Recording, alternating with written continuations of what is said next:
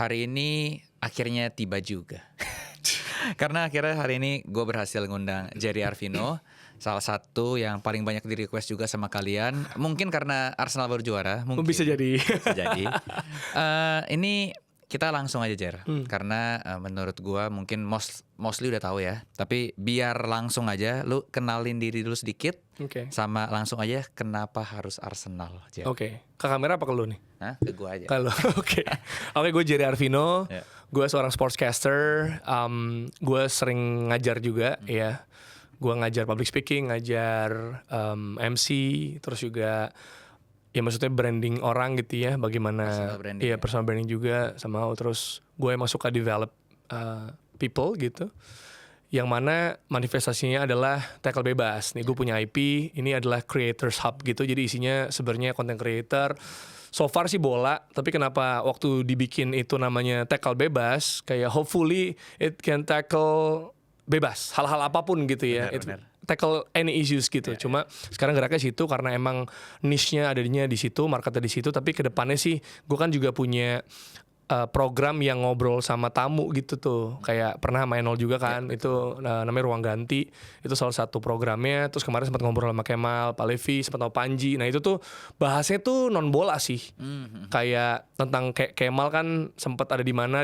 Terus sekarang perubahannya juga setelah menikah dan punya anak.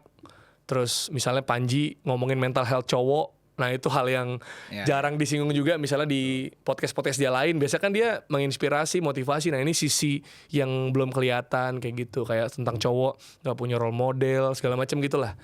Jadi gue meng-capture hal-hal yang gue suka juga gitu. Makanya gue senang juga pas lu ajak. Kan lu juga ngasih talking points gitu, questionnya tuh cenderung tentang sisi personal sih, kayak POV gue mungkin ya, bukan cuma tentang bola, Arsenal gimana lain sebagainya gitu. Jadi bagi gue lebih personal gitu ya. Itu harus tengah musim Pak. Iya. Bener sih pas udah jalan ya. Benar. Iya kalau why Arsenal, sebenarnya ini long story juga sih, tapi coba gue akan bikin lebih brief ya. Jadi basketball was my first sport. Oke. Karena gue main basket. Sama sih. Iya pastilah ya. Kayak era kita juga. Iya, gue basket. Dan basketnya yang main gitu ya. Kayak sampai gue lupa namanya apa dulu. Kayak Popda, Porda, or Porseni. Gue lupa labelnya apa. Tapi mewakili region gitu lah.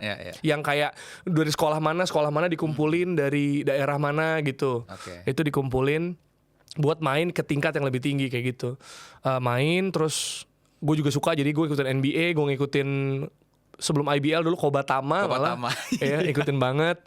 Terus jadi gue tahu banyak hal yang menjadi core gue siaran IBL sekarang gitu. Nah, terus di sebuah majalah namanya Sportmania. Ada majalah basket. Ya? Basket. Iya, basket. Nggak semua orang nggak, tapi gue punya bukti artefak buktinya ada. Gue punya. Nah, itu tuh basket banget dan statistikalnya jago bagus banget lah. Di tengah halaman itu ada halaman Euro 2000. Euro 2000. Jadi kayak lembar folio gitu loh yang nempel, terus kayak di tengah. Jadi nggak di-staples juga, tetap gitu. Nah di tengah mungkin sekitar 4 halaman aja. Isinya Euro 2000. Jadi isinya tuh kayak misalnya gambaran grupnya, abis itu duanya misalnya Jerman Inggris, Rumania Portugal gitu. Jadi ada kolom kecil gitu. Buklet lah ya, buklet. Iya semacam buklet, tapi ada di kayak majalah gitu. Diselipin. Iya diselipin gitu, semacam buklet bener. Tapi rada lebar ya. Biasanya kan buklet kecil. Terus gue lihat, wah seru juga ya ternyata gitu. Bola seru nih. Ternyata seru juga karena dulu gak relevan karena sekolah gue juga misalnya basket gitu ya. Nah, abis itu gue ngulik siapa nih yang bagus. Nah di era itu ada Filippo Inzaghi. Euro 2000. Makanya lo Inzaghi ya Pak. Yes, makanya gue sangat Inzaghi gitu. Maksudnya Kenzi mungkin gak terlalu relate Inzaghi yang ini. Pemain seperti itu udah gak ada sih sekarang Pak. Tapi Filippo Inzaghi super Pippo. Waktu di Italia kan masuk final juga kalah sama Prancis waktu itu. Betul. Itu ya gue carilah klubnya apa. Makanya klub pertama gue Juventus lah. Pada umumnya anak-anak umuran gue Serie A lah. Serie A biasanya. Ya, betul. Karena kita Serie A harusnya masih waktu itu. Iya kan? Pasti karena sekarang juga kalau ngoleksi jersey gitu, kolektor-kolektor yang sepantar gue kayaknya jersey Serie A sih gitu. Jadi Juve, terus gue pas Pippo pindah, gue suka Nedved, suka banget. Nedved terus tapi karena Calciopoli waktu itu ya, kan namanya anak kecil bagi gue tuh gak sesuai value gue lah gitu. Gitu masih putih bersih suci gitu. Kayak kok gini sih football.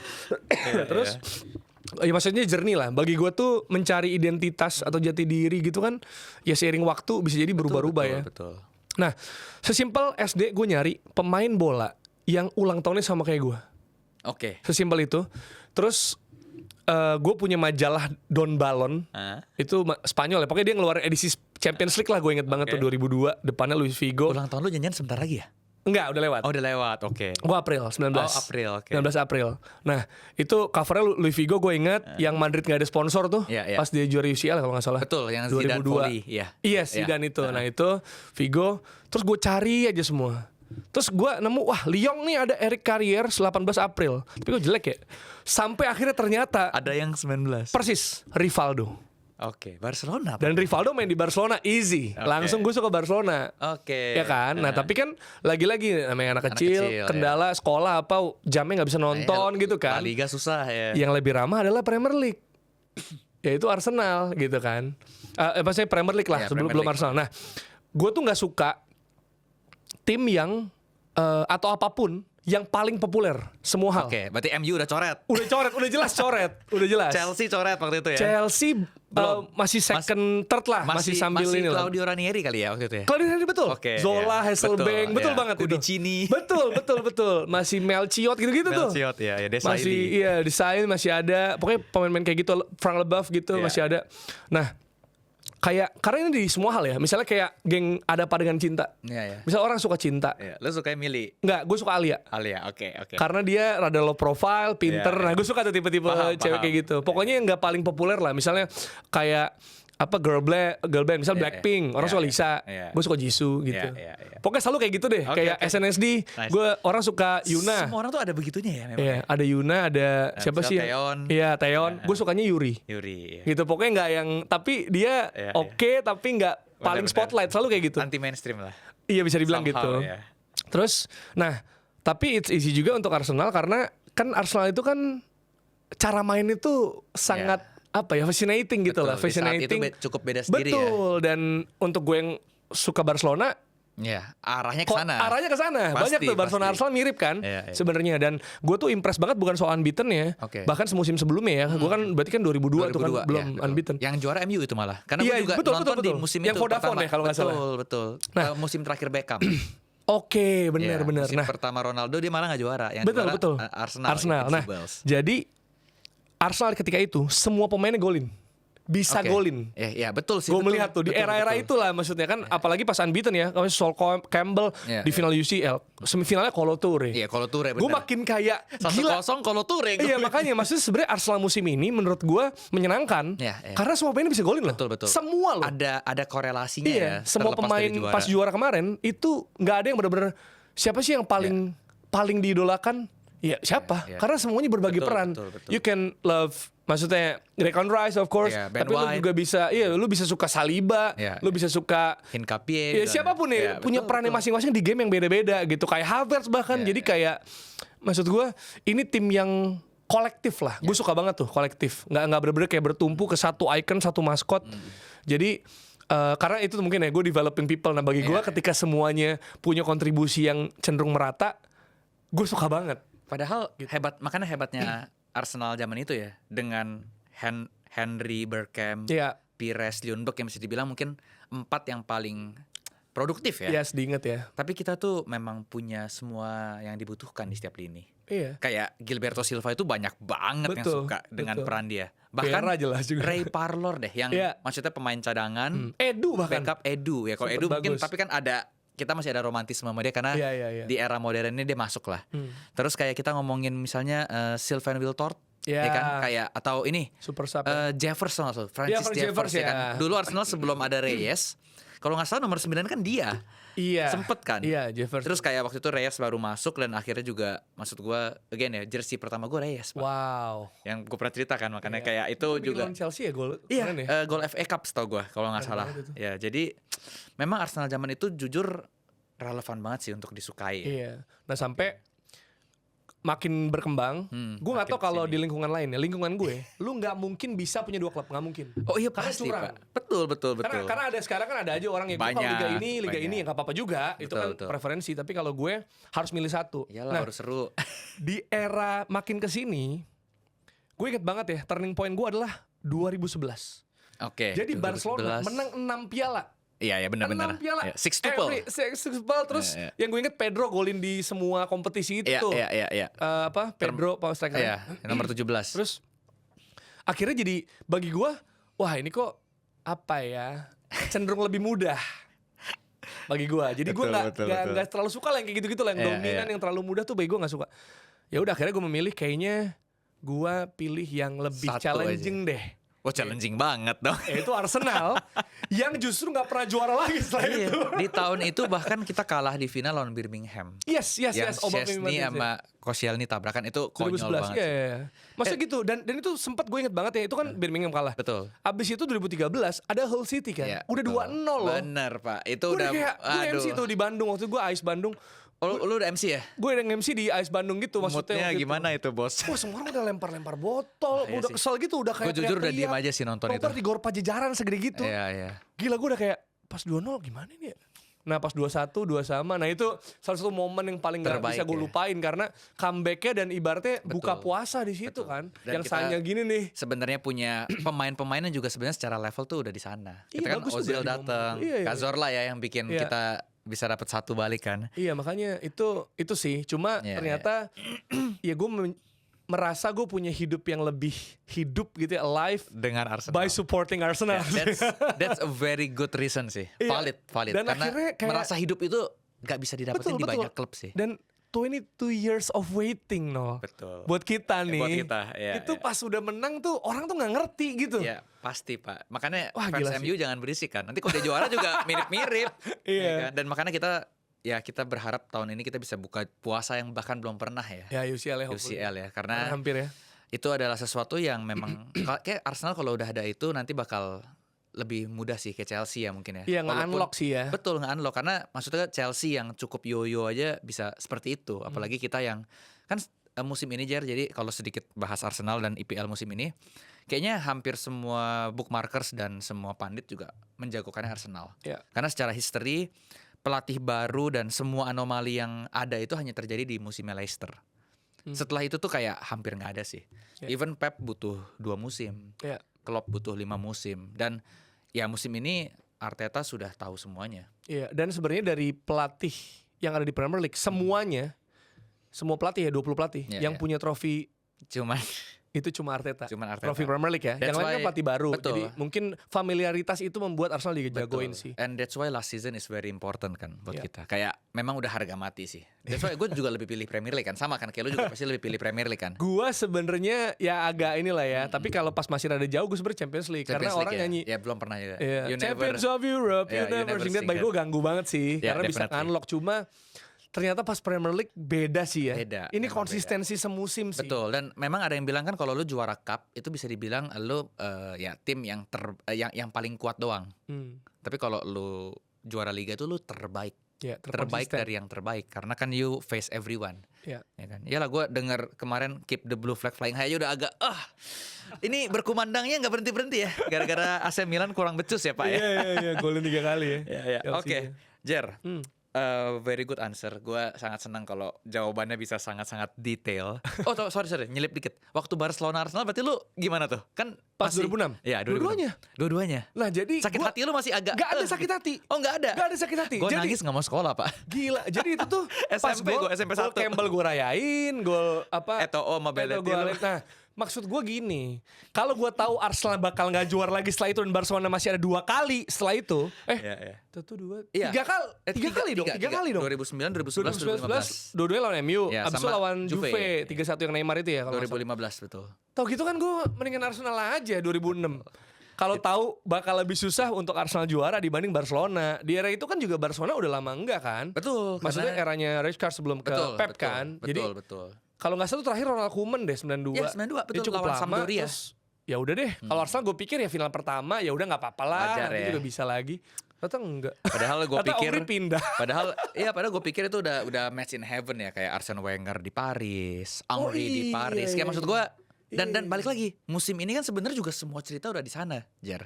Kita ngelawan tim Paris lagi. Jadi kayak Arsenal tuh memang entah karena kita memang sangat fokus di Arsenal jadi kita tariknya terlalu panjang. Tapi memang cocok logi itu banyak di Arsenal. Betul. Ya, walaupun di dunia ini semua bisa dicocok logi ya. Iya. Karena kan balik lagi sejarah dan lain-lain itu terus berjalan. Oke, Jer. Thank you for the answer. Gua baru mulai udah seru banget nih. Next ya, kita langsung ngomongin the football industry itself. Oke. Nah, ini sesuatu yang gue nggak tahu apakah lu udah.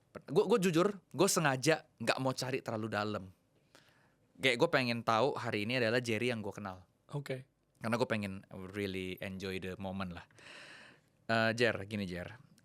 Buat lu pribadi nih, industri ini kan mungkin tidak baru ya. Karena gue tahu lu dulu mungkin sempet jadi abang none ya. Iya betul. Model, gue tahu lah. Kurang lebih gue ada riset lah ya. Iya. Nah, jadi lu kan sudah mungkin biasa depan kamera dan lain-lain. Tapi kalau ngomong the football industry itself, yang paling berat dari industri ini apa sih, Jer? Apalagi dengan sekarang mungkin persaingan dan semua orang ya. Gue baca di threads ada orang yang kayak nge-tag lu dan teman-teman terus kayak pengen coba ngonten.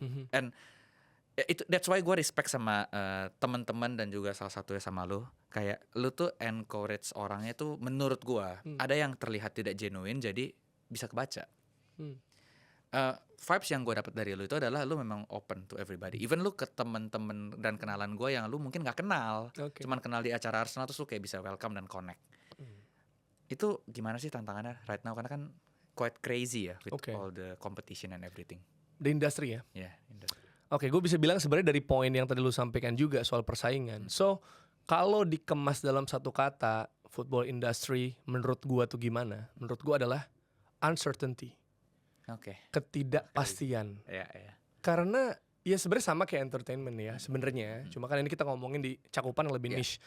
Bahwa ketidakpastian akan pekerjaan, ketidakpastian akan banyak hal, pemasukan apapun itu, gitu sebenarnya. Jadi bagi gua memang ini bukan buat semua orang, ya, karena ya rada-rada susah terutama untuk orang yang sudah pursuing karir yang lain. Nah, untuk switch itu biasanya gini, ada banyak orang ya. Ada banyak orang, gue harus bilang banyak, emang banyak sih. Banyak orang yang diskusi sama gue soal itu. Kayak, Jer, gue mau karir switching nih gitu, mau kayak lo gitu, mau kayak kerjaannya kayak lo lah gitu. Masih bukan gue secara personal ya, lebih ke tipe pekerjaan hari-harinya mau menjalaninya kayak gitu. Nah, gue akan kasih POV termasuk dari ugly truth yang gue punya dan industrinya seperti apa sekarang, kebutuhannya gimana segala macam. Jadi dia tahu supaya sebelum mengambil keputusan masif itu keputusan krusial itu maksud gue itu udah tahu segala resikonya. Karena kalau segala enaknya kan kelihatan betul. Di sosmed kan enaknya dong, termasuk yang gue biasa post gitu. Betul. Gitu. Jadi tidak mudah pastinya menjalaninya gitu ya untuk uncertainty ini. Jadi ada banyak faktor yang bisa menunjang juga lo bisa thriving atau lo bisa survive atau enggak gitu ya. Karena ada dua hal nih, satu survive, satu bisa thriving. Karena betul. Ya kalau survive aja ya banyak orang lakuin gitu. Cuma thriving, two different things ya. Yes, two different things dan ada hal-hal yang diperlukan nih untuk si thriving ini gitu. Oke, nah Jer, gimana dengan semua kesulitan yang kita ngomong kesulitan ya, baik lagi. Kalau ngomongin yang manis-manis, gue rasa orang udah tahu lah ya. How it affect your personal life sih? Karena gaya hidup berubah. Iya jelas. Keseharian berubah. Dan dengan semua positivity yang masih bisa lu bangun di balik kesulitan itu, yang paling berperan di hidup lu siapa sih? Karena jujur Jer, gue mungkin gak bisa bilang gue relate 100% pastinya. Tapi kurang lebih paham nih dengan keseharian lu, dengan apa yang lu hadepin, dengan semua uncertainty tadi. Karena somehow gue juga ada di industri itu walaupun mungkin tidak sedalam lu. Nah, itu kan it's not easy gitu. Yeah, of course. Nah, boleh cerita gak Jer kayak keseharian lu gimana itu bisa berefek dan mungkin di awal dari lu switching. Tadi kan lu ada ngomong switching nih. Itu yang paling susah tuh. Tiba-tiba dari kiri ke kanan. Boleh cerita gak Jer? Oke. Kalau gue sebenarnya ya, kalau berarti kan ini lebih ke personal ya. Misalnya yang gue alami gitu ya. Betul. Yang sulit dari gue adalah gue kehilangan banyak hal. Terutama dari segi waktu. Terutama dari segi waktu yang berkualitas. Ini kita ngomongin quality time, berarti kaitannya sama keluarga, kaitannya sama teman-teman gue. Ya maksudnya teman-teman yang kayak geng gue, peers gue gitu lah. Circle 1 ya, dan diri gue sendiri. Nah itu yang mungkin nggak kelihatan dan gue nggak share juga gitu. Dan gue yakin ada banyak orang yang semakin padat ya, semakin sibuk, semakin dikenal akan kehilangan itu gitu. Gue juga orang yang suka menonton atau mendengarkan interview gitu ya, one on one gini terutama di banyak platform lain dan banyak jenis lain gitu. Terutama udah makin punya nama ya kehilangan privacy sih gitu. Itu yang nggak akan pernah balik juga kan. Kalau lagi kita masih existing di situ and gitu. That's your choice juga sebenarnya. That's my choice. Dan sebenarnya kalau gue ngomong gue kehilangan privasi, bagi gue sih gue belum segitunya ya. Karena mungkin gue bukan musisi, gue bukan pemain film, gue bukan kayak artis gitu loh. Maksudnya orang bilang kayak artis, enggak sih, gue ngerasanya gitu kayak ya gue sportscaster, gue emang di industri olahraga gitu. Mungkin di Arsenal lebih banyak orang yang mengenal gue juga. Kayak kemarin di event Arsenal ya lumayan inilah giliran tuh ya foto segala. Cuma kayaknya terlalu tinggi lah kalau gue ngomong gue kehilangan privacy. Enggak sih, gue masih punya banyak privacy. Cuma quality time itu yang gue udah banyak hilang. Kayak sekarang kalau orang bilang misalnya pekerjaan gue kan dulu sempat kayak gue copywriter ya, gue sempat kerja di agency. Jadi gue suka bikin hashtag, jargon, slogan gitu kan. Nah gue dulu pernah bikin TKW, tenaga kerja weekend gitu. Jadi hashtag TKW, tenaga kerja weekend. Nah gue ngerasa ya gue kayak gitu. Terus kayak misalnya my weekend is your Monday gitu. Kayak itu Monday gue ya sebenarnya kalau lagi pertandingan segala macam. Jadi weekend gue kan yang orang biasa punya waktu, ya gue gak punya kan.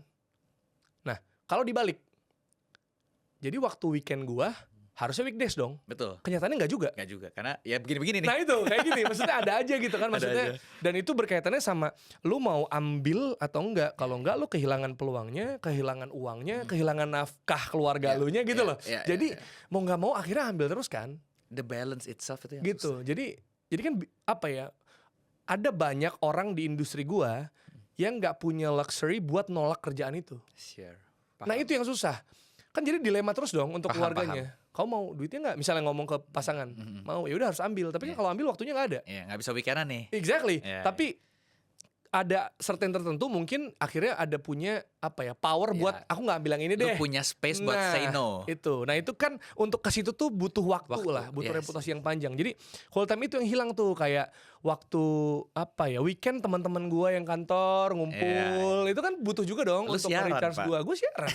Malam lagi jam nongkrong misalnya. Belum tentu Arsenal lagi kadang. Betul. Itu bete tuh. Gue ngerasa itu yang paling menyebalkan pasti ya. Tapi enggak, kalau gue sih sebenarnya kalau gue nih udah di level maksudnya yang kayak ngonten Arsenal dan sangat emotionally attached sama Arsenal. Live with them lah. Gue merasa bagusan bukan Arsenal yang gue siaran. Kalau gue secara profesional jadi lebih susah bersikap ya. Enggak, maksudnya karena orang juga mau ngelihat gue reaksinya gimana gitu loh. Jadi kayak ya balik lagi gila kelihatan bete banget tuh segala macam. Gue kan mencoba tapi susah kan. Sebenarnya kalau Aston Villa gitu yang kita kalah menit terakhir. Itu tuh gimana cara handle-nya gitu. Tapi kalau pas lawan Chelsea yang menang atau lawan Everton yang domain gol itu gue siaran tuh ya enak lah. Happy gitu kan. Atau kemarin final UCL lah ya. Wah itu gawat. Aduh, gue ngeliat lu juga. Bukan cuma di TV kan itu kan off air. Jadi semua orang kan ngecengin gue langsung gitu. Jadi ya itu resiko dari label yang gue tempel ke diri gue sendiri lah soal gue Arsenal. Gitu. Jadi kalian banyak waktu terus kayak kita sama keluarga kan ada banyak acara keluarga di weekend dong. Ya pasti definitely. Atau reunian temen, nikahan temen, ada banyak banget kayak gitu. Dan istri gue tuh office hour. Jadi susah waktunya. Tapi dia support lu luar biasa. Support banget. Dia sering dateng kan. Iya support banget. Dan sebenarnya contoh simpel deh, weekdays. Gue kan ya gue ada tackle bebas, ada box to box, ada beberapa hal lah ya yang gue lakukan. Dan itu waktunya gak nentu. Jam tidur dia aja kegeser Pak. Untuk nungguin misalnya mau ketemu kita ngobrol pulang. Atau makan mungkin ya. Iya maksudnya bareng gitu. Karena dia pasti pergi kerja atau walaupun online tapi udah office mode lah. Sebelum gua dong. Pasti. Kecuali kayak gini misalnya lo ajak gua pagi ya oke. Tapi kalau enggak kan gua santai aja gitu. Bisa tidur lebih lama. Apalagi kalau malamnya misalnya Champions League atau apa. Nah gitu. Jadi waktu itu sih nabrak waktu itu. Dan gak semua orang bisa mengerti. Dan gak semua orang sebenarnya kalau udah masuk mau untuk mengambil pilihan itu. Itu yang gak kelihatan. Kalau cuma ngelihat gue bisa interview players, gue bisa dapat akses itu ini enaknya itu doang. Itu enaknya. Tapi kan ada hal-hal yang nggak tahu. Maksud gue untuk menghasilkan hal yang kelihatannya enak, kan di saat orang leyeh-leyeh, gue tuh riset gitu loh. Gue ngulik, maksud gue nggak usah yang kerjaan deh. Gue interview sama lo, gue nanya besok ngomong apa. Bener, ya. Karena gue nggak mau memberikan yang kosong yang gitu loh. Karena kan pasti ada harapan lu bikin show.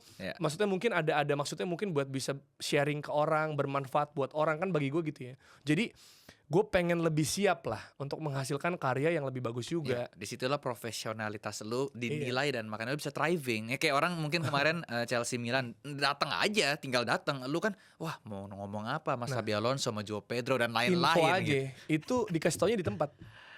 Jadi gue nggak tahu. Jadi pas lagi briefing nih, sekitar itu kan mereka datang tuh jam 5 kalau nggak salah.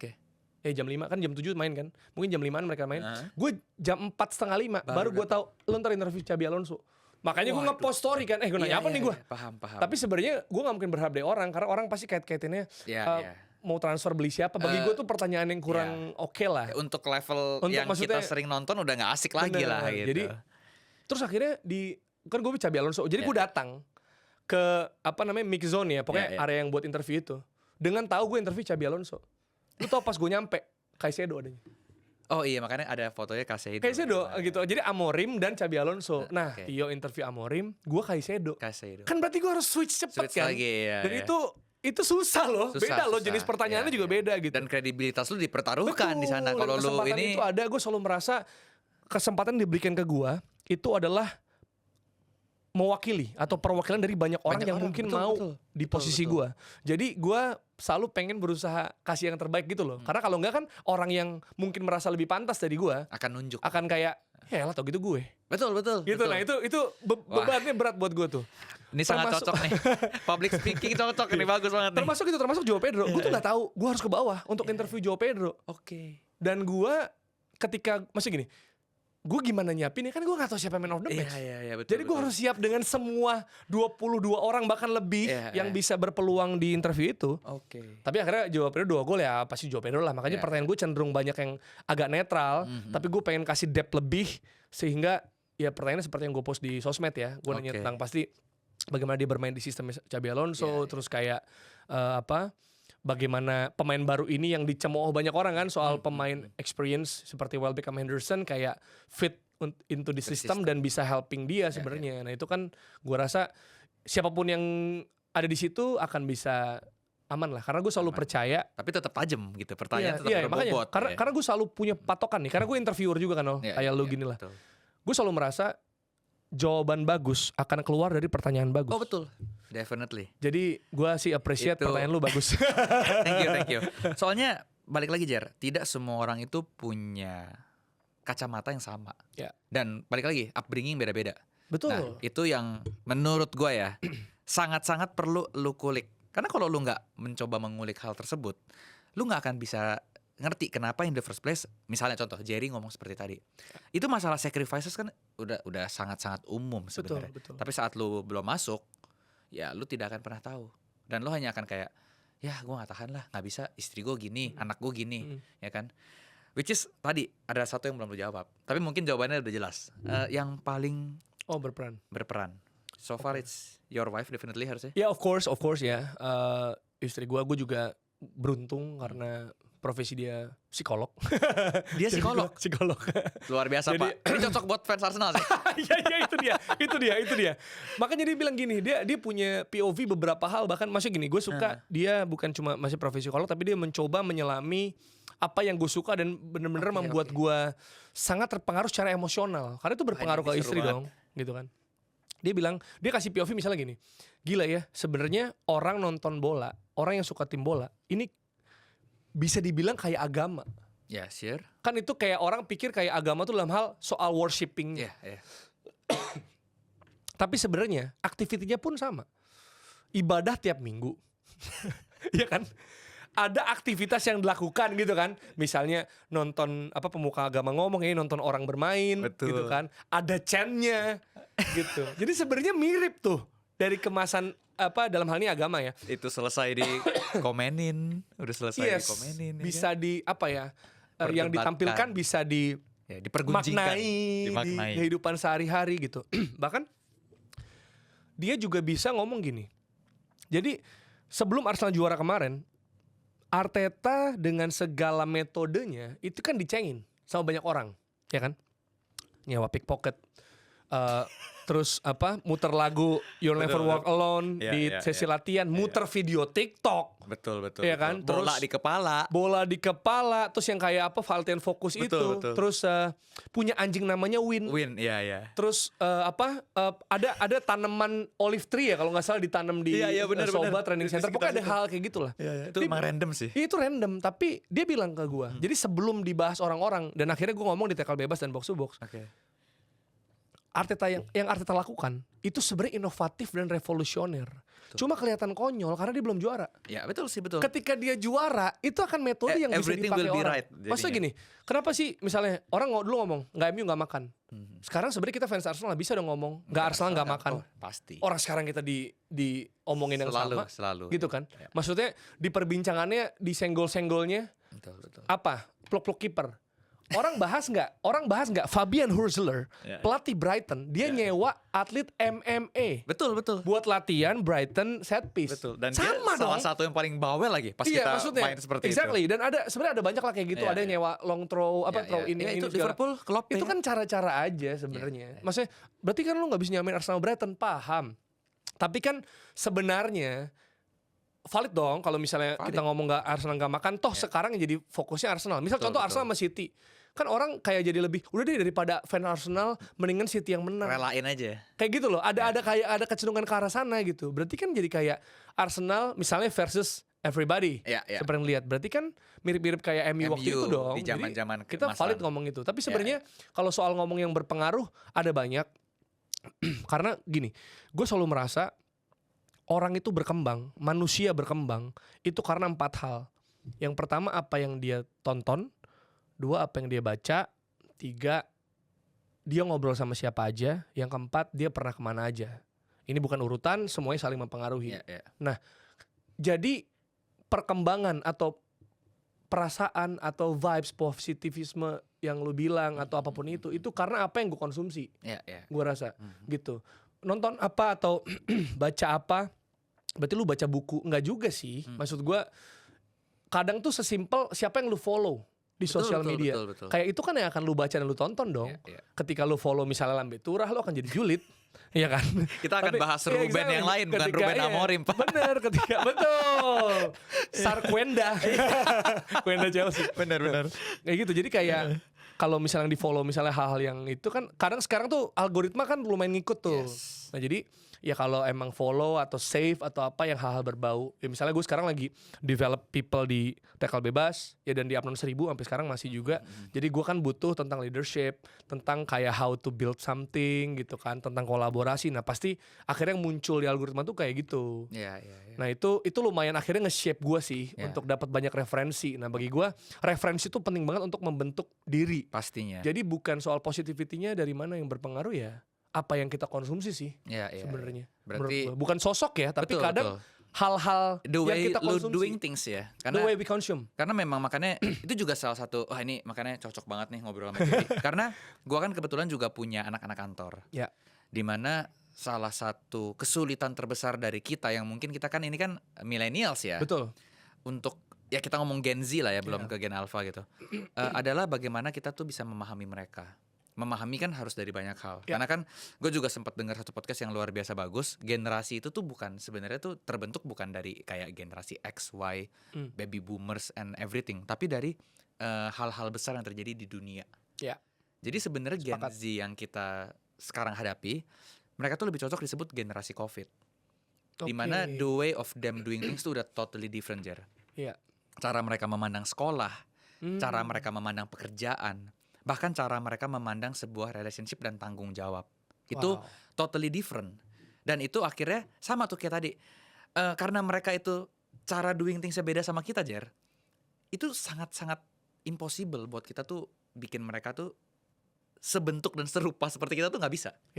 That's why ada tadi pemahaman-pemahaman yang harus bisa kita sampaikan dengan cara yang mungkin ya in the middle ground. Ya kan, kayak gue gak ngerasa sih mungkin Gen Z ya, mungkin anak-anak muda ditaruh di posisi lu, Xabi Alonso, yang datang Joao Pedro atau Casado terus bisa gak gelagapan, mungkin belum tentu bisa.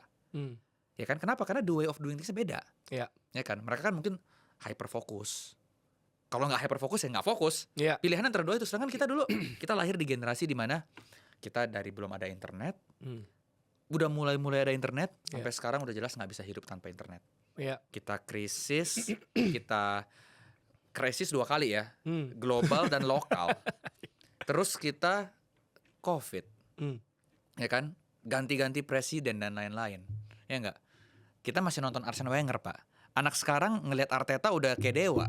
Gimana kita lihat Wenger dulu? Makanya balik lagi kan, jadi ada hal-hal yang kita nggak bisa.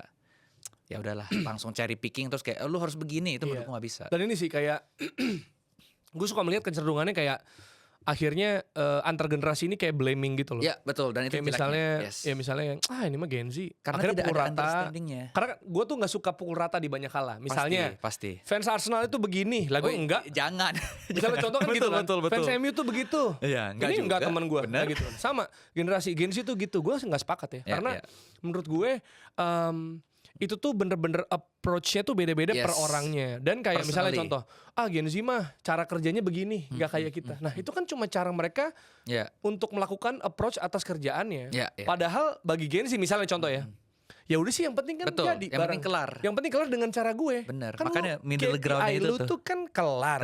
Ya udah cara gue, tapi kan kelar. Kecuali nggak kelar. Kalau nggak kelar tuh work ethic orang ya. Different things. Tapi kan yang kadang dipermasalahkan oleh millennials, yang mana kadang mungkin menjadi leader atas Gen Z ini, which gue juga, itu kan cara melakukan sesuatunya yang the way of doing things expect sama dengan cara kita. Betul sekali. Apa bedanya kita sama misalnya boomer yang sering ngomong gini, ngomongnya gini, zaman gue susah, sekarang sih enak. Nah, bener. Atau kayak atlet-atlet deh, atlet-atlet boomer. Dulu era gue, misalnya kalau basket ya, center tuh tradisional lah, yang kuat di dalam paint area, gitu-gitu kan. Tapi kalau sekarang kan center kayak Nikola Jokic yang juga passing, yang juga nembak gitu kan. Jadi nggak relate dong, nggak relevan dong gitu. Sama aja kayak, ini juga kayak misalnya legenda-legenda sepak bola kan juga kayak menurut gue banyak ngomong ya menurut gue kayak. Banyak yang udah irrelevant sebenarnya. Iya menurut gue tuh gini-gini, zaman sekarang mah mental lembek apa segala lah. Ya emang zaman juga beda. Betul. Cara ngemas mentalnya beda dong gitu kan. Makanya gue masih di TK juga gue ada berurusan sama beberapa Gen Z dan yang paling nyata itu sebenarnya di Abang None sih. Abang None 1000 kan gue masih aktif, tapi sebenarnya aktif lebih kalau dulu tuh gue megang banyak hal lah ya. Misalnya show directornya lah, wakil presidennya lah, mentornya, pokoknya semua lah. Jadi gue yang mencoba bikin sistem di situ, terutama public speaking, yang udah berjalan sekarang. Sekarang gue bisa regenerasi, senangnya bukan cuma show directornya, tapi juga mentornya, yang terbaru, jurinya. Jadi jurinya bisa ke regenerasi. Bahkan gue iseng aja kemarin sempat gue datang ke acara public speaking mereka, terus gue bikin nama-nama yang menurut gue bagus. Ya, misalnya Abang 4, None 6, totalnya kan 30 tuh. Terus gue nunggu juri kan diskusi ngelibatin gue aja diajak untuk karena gue bisa juri gitu. Mereka tentuin namanya yang top 3 top 4 ya, persis kayak yang di gue ada. Di notes gue. Berarti kan seleranya udah sama nih, gue bisa meregenerasi dengan baik gitu. Nah, bahkan proses persiapannya, ini gue seneng banget untuk share ini karena bagi gue akhirnya gue bisa menemukan solusinya. Kayak mereka bilang, "Bang, ini mereka kok nggak ada energinya ya Bang, mereka lemes Bang, mereka gitu." Pokoknya banyak keluhan-keluhan lah, tolong dong lu handle lah. Lu turun gunung dong, lu ngomong dong ke mereka, gimana sih udah H-5 nih, H-2 mereka belum into it. Gue bilang, gue bilang ke mereka, Gen Z itu, yang pemahaman gue ya, kan orang beda-beda opininya. Menurut gue, Gen Z itu butuh tahu kenapa dia harus melakukan sesuatu. Jadi dia harus tahu alasannya. Iya, makanya dia bisa ngelakuin itu atau mau ngelakuin itu atau enggak. Karena mereka mungkin belum merasa itu sepenting itu. Gitu, makanya Jerry Arteta ini. Ya bisa jadi. Kan udah jadi pelatih aku Pak. Bener. Pelatih ya di futsal series ya. Iklannya. Jadi gue gitu. Jadi akhirnya gue datang dan gue ngomong, sebenarnya kalian mau nggak ngelakuin ini? Kalau enggak, kami panitia ngapain ngelakuin? Kan capek. Ini bukan sarkas, tapi bla bla segala macam. Abis itu mereka berubah. Kata laporan mereka, laporan mentor-mentor yang ada ya, gue kan nggak bisa datang tiap hari gitu. Dan gue beberapa orang yang masih bebel, gue bilang bukannya lu nggak bisa, tapi lu belum di sini aja, lu belum kasih effort aja. Akhirnya pas kasih effort, wah beda. Banget, Pak. Beda banget, kayak gue bahkan menganalogikan, ini jadi melebar dikit ya. Gak apa-apa, ini seru banget. Iya, ini gini. Misalnya this kind of conversation. Iya, gue suka banget lagi, kayak belum ada yang nanya gue ini sih by the way. Jadi soal public speaking lah ya, ini gue ngomongin biar lebih general. gue nanya ke mereka pas sudah H-1, H-2 sebelum show, sebenarnya masalahnya apa biasanya yang bikin kalian tuh ada blocknya gitu, entah mental block atau ada obstacle block. Overthinking. Banyak dari mereka bilang gitu. Setuju sih. Jadi kalau mau berbuat sesuatu, apapun, gak cuma public speak, lu mau memulai sesuatu, mulai ngonten lah, lu mulai interaksi sama orang, overthinking, takut dianggap apa gitu. Terus gue bilang gini, sebenarnya bagi gue overthinking itu atau nervous dah dalam public speak ya, itu nggak mungkin hilang, nggak mungkin. Jadi nggak bisa hilang, tapi bisa dikontrol atau bisa dikendalikan. Nah, nervous system ini atau overthinking itu penting. Kenapa? Karena ketika lu memikirkan itu atau merasakan itu, misalnya nervous, itu berarti lu merasa ini penting. Oke. Pressure is privilege. Bisa. Preference privilege kalau kata Loki. Karena Loki. Kalau lu nggak nervous ya lu slow aja berarti kan. Lu nggak, kalau ini penting kan lu takut gagal. Berarti lu takut diomongin. Nggak ada yang penting berarti. Iya, berarti bagus dong ketika lu menganggap suatu hal itu penting. Makanya nervous itu penting. Nah, kalau soal overthinking gue bilang gini. Overthinking itu kayak iklan YouTube, skip ad. Ya, yang ada skip ad-nya tuh. Menurut gue kayak iklan YouTube. Jadi dia pasti muncul. Udah pasti muncul. Tinggal mau lu skip apa enggak. Exactly, tinggal mau skip atau enggak. Jadi dia udah pasti muncul. Ya naturalnya begitu. Kalau lu mau pakai YouTube untuk lu menikmati sesuatu, menikmati show, itu yang harus lu hadapin. Itu yang harus lu hadapin. Tapi gue bilang cuma ada satu cara supaya skip ad tuh nggak muncul. Caranya apa? Gue tanya. Mereka bilang harus langganan premium. Premium, betul. Exactly, that's the only way. Gitu kan. Gue tanya balik. Cara untuk punya YouTube Premium supaya nggak dapat skip, nggak dapat ad, ya. Cara untuk punya YouTube Premium supaya nggak dapat ad itu apa? Cuma satu caranya. Dia bilang apa? Bayar. Exactly. You have to pay the price supaya punya premium, supaya nggak kena iklan, supaya lu nyaman nontonnya. Itu kan endingnya tuh. Tapi sebelum itu you have to pay the price. Dalam konteks public speaking, you know what the price. What the price is, you have to train harder, you have to punya waktu tidur yang lebih sedikit. Lu harus bagi waktu karena lu mesti latihan sama partner lu mesti ngafalin, lu mesti apa. That's the price. Oh, jadi pelatih bola apa coba? Cocok ambil lesson sekali ya. Ini cocok nih. Jer, kan Arteta istrinya kan life coach. Oh gitu. Lu gak tahu? Nggak tahu. Wow. Lu gak tahu, Jer? Just like me, meh. Oh, lu gak tahu? Nggak tahu. Wah, kaget gua. Iya, istrinya belum. Arteta adalah life coach. Wow. That's why Arteta kayak gitu. Anjir, jadi gue kayak gitu juga. That's why Arteta punya banyak sekali hal-hal yang memang mungkin out of the box dan philosophical. Iya. Istrinya, lu cari abis itu. Iya. Gue cuma ngulik Arteta doang, istrinya belum sampai situ. Waktu itu dibahas tapi di artikel tentang Arteta. Jadi kayak maksudnya dengan semua rates-nya Arteta, dengan semua kegaduhan di kepala Arteta, istrinya ini luar biasa berperan. Karena dia ya life coach. Bagaimana dia bisa menyikapi semua ini ya mungkin dari sana juga. Iya. Dan ya, itu menarik. Menurut gua makanya selalu ada korelasi yang bisa kita pelajari. That's why ini tadi yang jadi ngomong, menurut gua ini bisa jadi pelajaran banget untuk para leader termasuk diri gua yang memang masih selalu kita kan gak akan selesai ini ya. Ini kan maksudnya generasi per generasi selalu ada yang baru, dan that's why lah kita harus bisa ketemu orang yang tepat ya Pak ya. Iya. Atau seru. Kita membuat sistem yang tepat atau culture yang tepat, kultur yang tepat. Iya. Sehingga culture betul. Iya, sehingga jadinya bisa sesuai dengan apa yang kita gambarkan ya, atau visi yang kita mau tuju gitu. Gua rasa betul. Gitu. Karena tadi untuk survive ya pasti ada cara-cara yang dilakukan. Kalau thriving ada banyak banget caranya. Bahkan gue nggak bisa mengesampingkan dua hal, yaitu luck dan privilege. Gitu. Ini orang tuh kadang nggak nge-embrace gitu loh. Kayak gue juga berusaha sampai susah. Ya udah nggak apa-apa sih, orang juga tahu kalau lu privilege. Orang juga tahu kalau lu punya luck di bagian itu gitu. Gak perlu lu tutup-tutupi. Karena aku dulu susah segala. Iya susah. Tapi kan susah lu seapa? Susah lu seapa? Exactly. Ada orang yang susahnya apa misalnya, tapi ada susah lain. Makanya Jejo laku Pak. Ya itu kalau name gue nggak nyebut nama ya. Gak apa-apa, dia teman gue kok. Iya makanya maksud gue kan ada yang suka kayak gitu. Ada banyak lah. Nggak harus public figure. Dia punya kepintaran dan kayak lu, gue, kita semua punya skill tersendiri yang membuat kita juga bisa sampai di titik ini. Iya, karena kan gitu. Misalnya kayak privilege lah. Kan itu akan memudahkan orang ketika ingin mencapai suatu tujuan dibanding yang misalnya punya less privilege gitu. Maksudnya kita tahu lah, misalnya pilihan hidup akan lebih mudah kalau misalnya kita punya privilege dalam hal misalnya tuntutan ekonominya nggak seberat itu, atau nggak usah ekonomi deh, restu orang tua itu penting, itu privilege juga loh. Betul, ada orang tua yang lu harus ini lu harus PNS, atau standar kesuksesannya udah dikunci gitu. Sedangkan gue bersyukur, gue beruntung karena ya walaupun masa kecil sampai gue bisa beneran dapat duit dari sini, ya bokap gue lumayan menentang dan kita fight banget soal itu. Dan ya mungkin gue sering cerita di platform lain juga bahwa hubungan gue nggak oke lah di masa itu. Tapi when I start making money, ya aman karena intinya orang tua cuma pengen kan kita bagus gitu. Ujung-ujungnya orang tua juga akan banggain lu saat lu udah sukses apapun itu. Karena untuk mencapai tujuan, mencapai sukses menurut gue tuh kan lu gini, lu bisa sukses atau nyampe tujuan kalau lu tahu tujuan lu yang mana. Ya, betul. Tujuan lu mana segala macam. Tadi lu purpose lu apa? Iya, purpose Kenapa lu apa? Lu lakukan ini? Nah, kalau udah ke sana, caranya kan ada banyak. Lu bisa naik mobil, lu bisa naik motor, lu bisa naik angkot, lu bisa jalan kaki. Yang penting nyampe tuh. Yang penting nyampe. Nah, privilege yang gue maksud adalah kemampuan lu mencapai tujuan nih. Yes. Mungkin lu punya mobil untuk sampai situ sehingga lu nyaman, ya kan?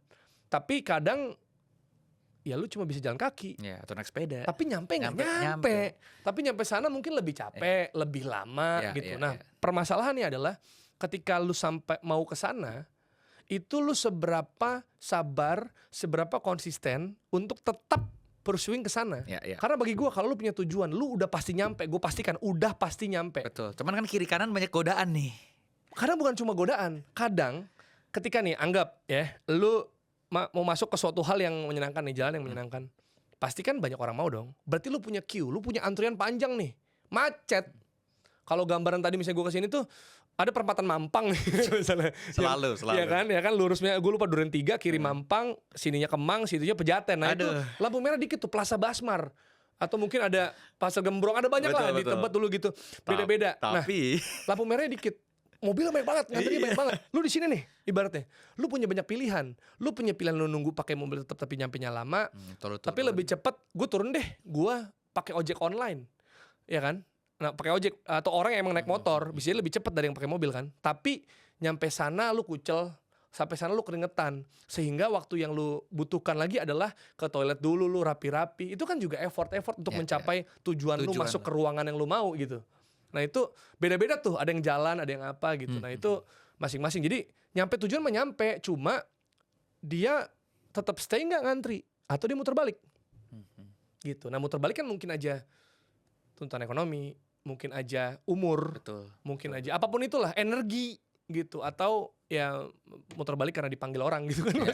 Makanya gue tuh bahkan gue tuh lebih suka memuji yang sudah punya privilege, Jer. Karena menurut gue mereka punya banyak reason buat stop. But they keep going dan berhasil. Makanya kayak gue tadi kenapa nggak malu atau nggak ragu untuk mention nama terlepas dari gue kenal. Ini orang gue selalu puji pinter banget, hebat banget. Terlepas dari apapun kontroversi dan lain-lainnya. Tapi buat gue dia bisa sampai situ aja. Berarti dia nggak manja. Simple. Dan ini kalau apa ya? Tadi selain privilege menurut gue luck juga orang nggak kesampingkan. Ada bilang luck is preparation meets opportunity. Iya, itu quotes benar. Tapi itu ada hal penting. Contoh deh, ini gue dari NBA aja ya. Di NBA itu kan lu deal sama liganya. Apa kontraknya sama liga, ada NBA. Bukan sama klub. Klub itu makanya disebutnya franchise. Karena sebenarnya ya lu bisa di-trade kapanpun. Harrison Barnes lagi duduk, lagi main nih, dia di bench, dicolek, lu di-trade, pindah kota, anaknya mesti pindah sekolah, istrinya mesti kemana. Jadi dia nggak punya privilege itu, kecuali LeBron James, Harden, di kontrak tuh udah ada, gue nggak bisa di-trade sembarangan, ada kayak gitu. Nah, cuma dia kan bisa pindah-pindah kayak gini. Cuma ada pemain-pemain yang jago juga biasa aja, tapi cincin banyak. Betul. Misalnya Patrick McCaw, dia bisa back to back juara tuh sama Raptor sama apa ya, gue lupa deh. Pokoknya dia juara back to back sama Celtic ya, apa sama Nuggets gitu. Nuggets kayaknya ya. Apa Bucks ya, gue lupa. Pokoknya back to back juara. Padahal dia juga main dikit. Ada Brian Scalabrine kalau nggak salah di Celtic, dia main hampir nggak pernah gitu. Kayak tapi David Raya di Spain lah pak. Iya, dia punya cincin juara. Kagak. Nggak, tapi David Raya kan jago. Iya masih jago. Maksud gue kayak Scalabrine atau McCaw, apakah dia sejago Kawhi? Enggak. Apakah dia sejago misalnya itu juara Keeper City tuh siapa, Stuart ya itulah Scott ada Carson. Scott Carson ya kan. Iya. Scott Maksudnya Carson. jadi ada aja kayak gitu tuh. Nah itu luck dong. Luck ya. Ketika You're lu in the right place. Lu in the right place. Nah, cuma untuk mendapatkan itu mungkin ya lu kan harus punya sesuatu. Kerja keras dan lain-lainnya juga kerja nggak kerasnya, kelihatan. bener. Ya, Karena ya. gini, karena ini yang nggak dilihat orang juga menurut gua. Jadi cadangan tuh susah loh. Susah dong. Harus membiarkan orang main terus, dia makan gaji buta. Kan orang pikir ya lu enak gaji buta. Oh nggak enak.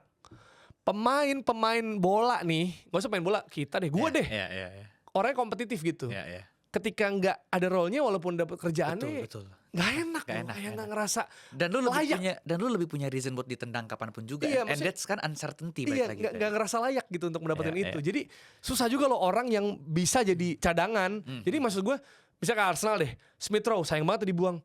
Ya, tapi gimana kalau Ramsdale pemain- ya kan, Iya, gimana? Ramsdale. Kalau di kita pasti cadangan. Iya, Kalau ternyata di Fulham bersinar, ya nggak Iya. apa-apa. Gitu, maksudnya I'm happy for him. Ya Nogard lah sekarang ya. Iya, Norgard Christian harus Norgard, cabut misalnya. Atau Fabio Vieira kan udah gak kelihatan lagi tuh. Iya, Main. tapi masih pemain kita ya. Pemain kita cuma kan nggak tahu nih nasibnya gimana gitu. Iya. Wah, ini Gitu Jer, sih. ini cocok banget sih didengarnya juga evergreen. Ini seperti apa yang gue bayangkan lebih baik. Iya. Jer, tapi ini kita jujur bisa 2 jam sih kalau dilanjutin ya. Cuman udah cukup lama nih kita podcast, jadi gue mau langsung ke question yang paling pengen gue tanyain lo. Mungkin ini juga terakhir ya, biar kita bisa go on. Nanti abis ini kita masih mau Itu dia. ya.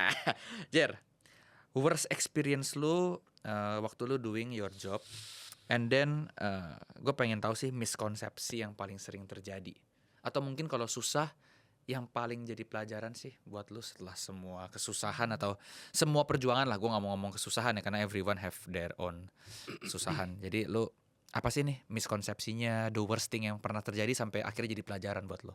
Oke, miskonsepsi, worst thing gue tahu, tapi kalau miskonsepsi itu apa dalam Miskonsepsi konteks maybe gimana in misalnya? konteks of kayak orang kalau ngelihat lu kan berarti kayak lu yang paling knowledgeable di Arsenal, atau lu yang paling punya jam terbang tinggi makanya lu kepilih jadi sportcaster atau jadi announcer. Nah itu hal-hal seperti itu yang mungkin bisa lu share supaya orang nggak kayak oh gue juga bisa kok, atau oh jadi nggak begitu kok. Oh, maksudnya salah paham. Ya kesalahpahaman tentang orang-orang yang sering banget lu denger gitu. Tapi cakupannya harus announcer atau Enggak bisa sih, kehidupan aja? Ya in Oke. everything sih. Oke. In all your experience aja. Oke, worst thing dulu ya. Worst experience ya. Sebenarnya perjalanan menuju ke sini, gue mencoba menjawab semua pertanyaan yang ada Yang di ada. talking points.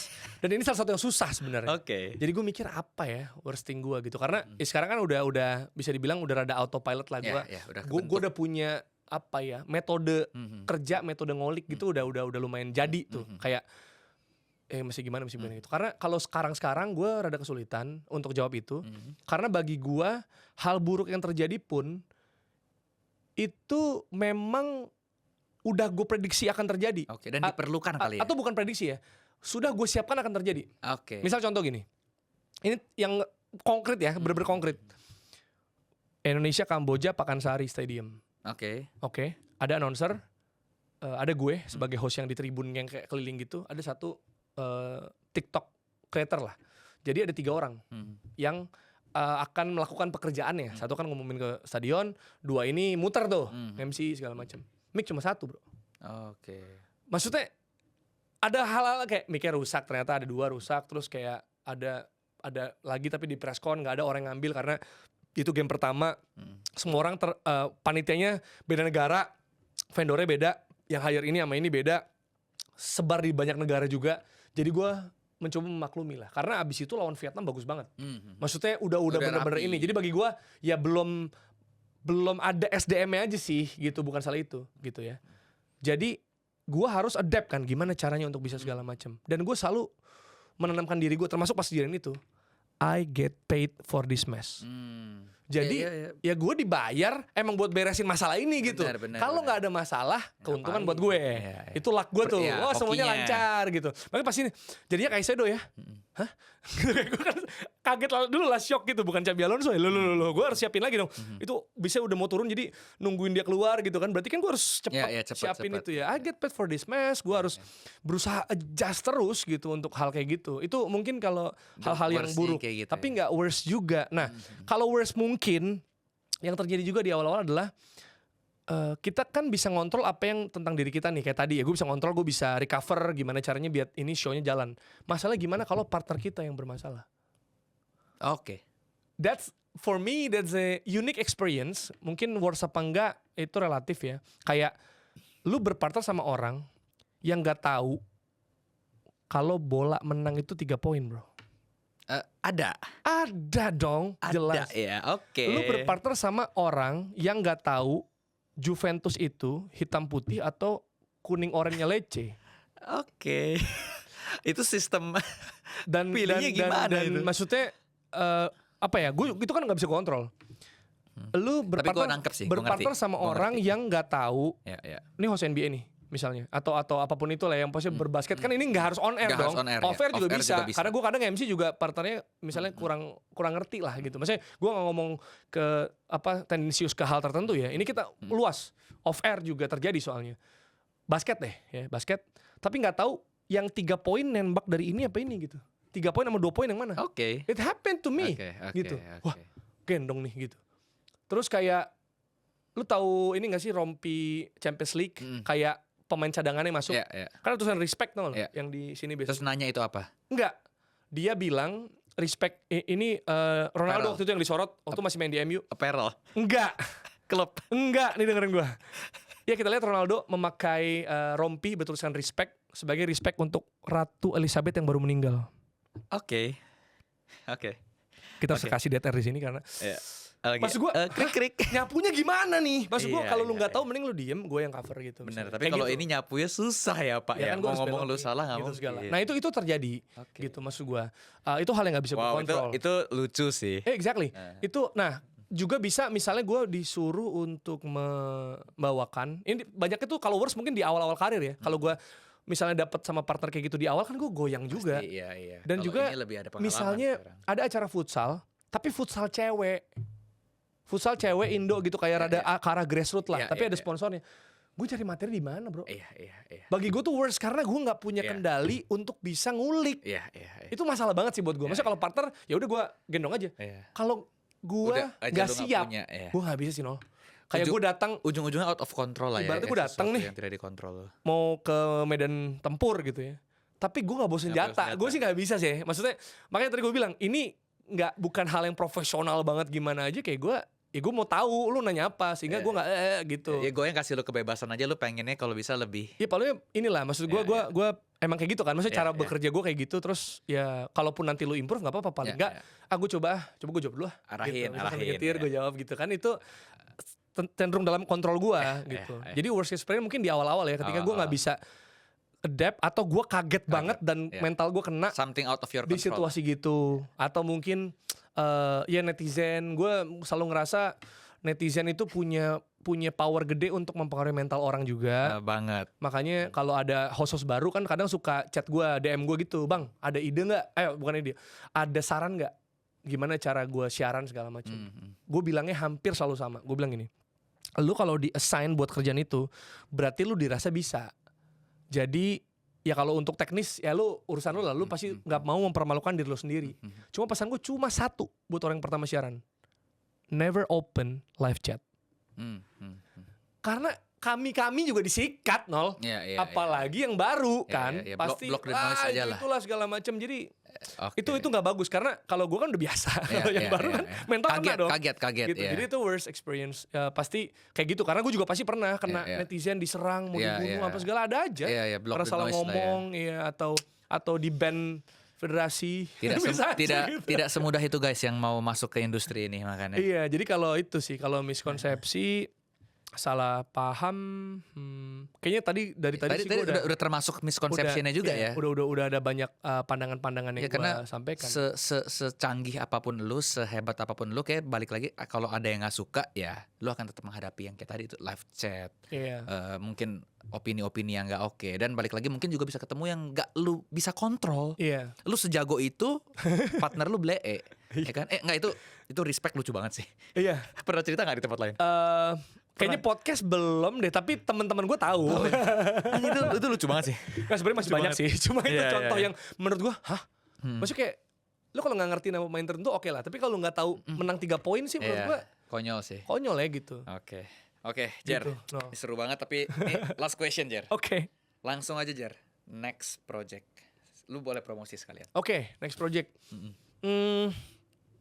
Gue merasa kalau diri gue itu ya tadi gue bilang ya gue udah ya maksudnya gue udah punya sistemnya, gue menjalani apa yang akan terjadi juga, kayak I'm gonna be the Premier League host, komentator maybe ya di tahun ini, tergantung role lah. Kalau dibutuhkan host, komentator, gue bisa dua-duanya. Pasti akan menjalani MC off air juga, masih di box to box juga, masih di tackle bebas juga. Kalau Dream Project, lo ada tulis Dream Project pasti bekerja di Inggris. Maybe for BBC, maybe gitu-gitulah, karena mungkin kalau misalnya istri gue dia beneran mau chevening terus keterima, mungkin I'm gonna move and I will be back untuk ngasih banyak perspektif lebih baru lah gitu. Karena kan kalau gitu kan paling setahun kan. Setahun ya. Gitu itu. Ini gue belum pernah ngomong dimanapun. Oke. Karena gue manifesting lah. Karena amin. Dulu tuh gue sangat Indonesia, gue nggak mau keluar gitu. Karena gue mau cinta banget sama negeri ini. Karena ini tuh kayak Bro Aldi jadi ya, waktu itu di Mola setahun gitu kan ya. Bisa jadi, gue nggak tahu bentuknya gitu seperti apa nanti. Cuma kayak kalau dulu tuh gue itu soalnya gue kan semi aktivis juga nih. Makanya kan juruhan gue vokal. Terus sering kamisan dulu gitu. Maksudnya pas masih ingin mengubah dunia lah gitu. Jadi masih ada sisi itunya tuh, kayak I'm not gonna leave Indonesia gitu-gitu. Tapi setelah sini ya kan bisa juga gue mengambil pelajarannya untuk balik ngebenerin industri di sini gitu. Jadi itu yang gue pengen lakukan kalau bisa ya. Cuma kalau next project gue akan otak gue langsung ke tackle bebas. Karena kemarin di World Cup gue bisa bilang gue lumayan oke lah ya. Kami lumayan oke dari segi pemasukan, dari segi activity, dari segi brand collaborations. Jadi I'm really looking forward dan excited banget untuk menjalani ke depan. Gue nggak bisa bilang banyak detail, tapi ada banyak milestone yang ingin kami capai dan hopefully akan kami capai, karena gue percaya kalau kita declare sesuatu tuh bisa jadi kejadian karena kita udah laser fokus ke sana gitu. Waduh, ini semua bintang tamu gue gini nih. Di sini bagus nih, menjadi kumpulan doa-doa ya. Amin. Terima kasih. Jadi ntar kalau itu terjadi gue bisa come back to this episode and then from this to this gitu. Nanti kita bisa cerita yang lain lagi. Bisa, gitu, betul. Nah gitu, jadi yang jelas yang bisa gue kasih tahu adalah arahnya akan ada banyak orang yang terlibat, ada banyak kolaborasi akan terjadi, hopefully sama lu juga. Amin. Jadi gue akan melihat ini sebagai sebuah hal lebih besar, karena bagi gue sih kalau ekosistemnya jalan, ini bagus banget sih. It's not about apa ya, competition, rivalry, ya itu pasti ada, perlu banget. Kayak lu kalau jual misalnya warung sembako di sini, kalau ada di jalan yang sama di sini kan lu bisa compare harga, lu bisa lihat plus minusnya. Tapi kalau cuma satu ya lu monopoli dan nggak hidup industrinya gitu. Ketika ini habis udah nggak ada demand lagi yang tercipta karena itu. Jadi bagi gue kolaborasi penting banget dan tackle bebas akan banyak ngelakuin itu sih, hopefully, dan lebih banyak orang yang bisa mendapatkan cuan dan manfaat dari kolaborasi ini. Keterlibatannya lebih terbuka lah nanti ya. Kalau gue gitu. Jadi bukan cuma kayak calon kita apa segala macam. Gue sih ngerasa akan ada banyak eksplorasi dari situ. Oke. Jer, ini sumpah ini salah satu yang paling seru. Episode paling seru. Gue malah banyak belajar guys. Ini lebih dari ekspektasi gue, karena menurut gue jawaban yang diberikan Jerry lebih bagus daripada yang gue expect juga. Maksudnya pertanyaan gue ternyata bisa cukup menggelitik lo. Bagus pertanyaan lo. Ya, dan gue harap nanti Jer semuanya aman-aman, lancar-lancar ya, for everything yang nanti akan terjadi ya. Kalau gue sih nggak berencana untuk ngundang lo sekali sih Pak. Iya exactly. Ya kan? Karena kayaknya ada juga yang 2 kali ya kalau nggak salah. Ada yang 2 kali ya. Waktu itu dokter gigi ya. Kebetulan karena waktu itu kita mau ngomongin World Cup tadi sendiri. Cuman pas gue ketemu dia kayak ini kayak resonate, jadi boleh lah. Ya jadi kalau ada hal lain mungkin yang seru bisa diceritain sama gue. Betul. Dan kalau bisa juga sesuatu yang kayak tadi ya, lu banyak ngomong tentang public speaking, about generation, about how you deal with so many stuff lah. Nah itu menurut gue juga harusnya nggak banyak Jerry cerita seperti itu di platform lain. Oke. Gue seneng banget. Ya. Jadi thank you banget Jerry udah datang. Selalu sukses. Thank you banget. Thank you. Come on you Gunners. Come on you Gunners.